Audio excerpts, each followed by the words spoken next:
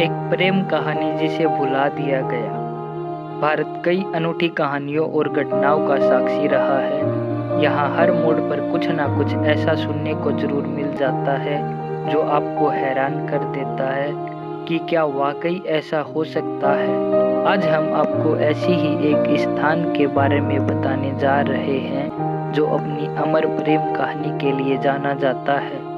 ऐसी कहानी जो आज कई सदियों बाद भी न सिर्फ याद की जाती है बल्कि आज के भौतिकवाद से ग्रस्त समाज में जहां प्यार को बस एक खेल की तरह खेला जा रहा है, वहां प्यार के उस एहसास से रूबरू करवाती है जिसके लिए कभी लोग अपनी जान तक दे दिया करते थे। यह कहानी मांडू की रानी रूपमती और बाज बहादुर की है।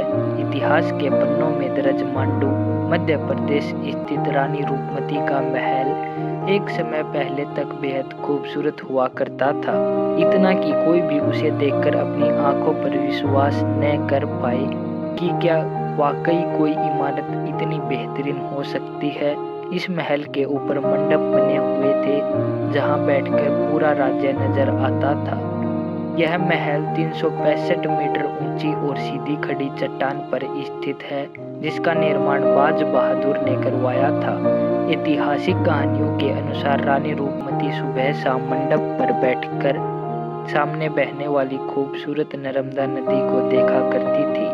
महल के नीचे की ओर एक और महल है जिसे बाज बहादुर महल कहा जाता है और इस महल से रानी रूपमती का मंडप बहुत खूबसूरत नजर आता था। ऐसा माना जाता है कि जब रानी मंडप में होती थी तब बाज बहादुर अपने महल के झरोखे से रूपमती को घंटों निहारा करता था। सन 1561 की बात है जब मुगल बादशाह अकबर के सेनापति आदम खां ने मांडू पर आक्रमण कर बाज बहादुर को पराजित कर दिया और रानी रूपमती को अगवा कर लिया।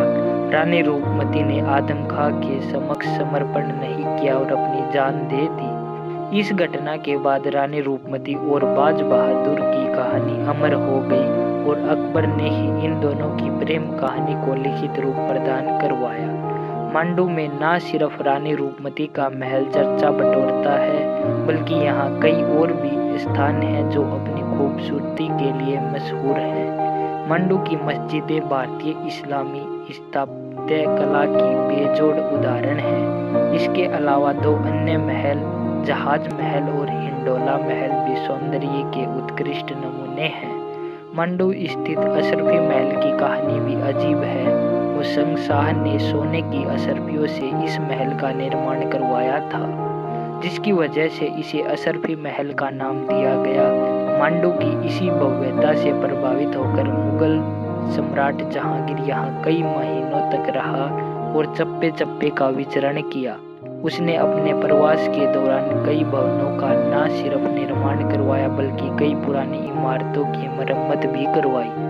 वर्ष 1732 में मल्हार राव के नेतृत्व वाली मराठा सेना ने मांडू के मुगल गवर्नर को पराजित कर इस राज्य पर कब्जा कर लिया।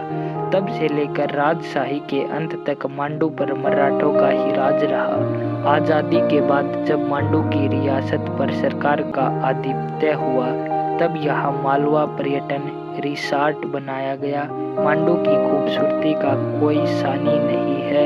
यही वजह है कि आज यहाँ हर साल देश विदेश के कई सैलानी आते हैं। एक ऐसी प्रेम कहानी जिसे भुला दिया गया, डरावनी कहानियाँ।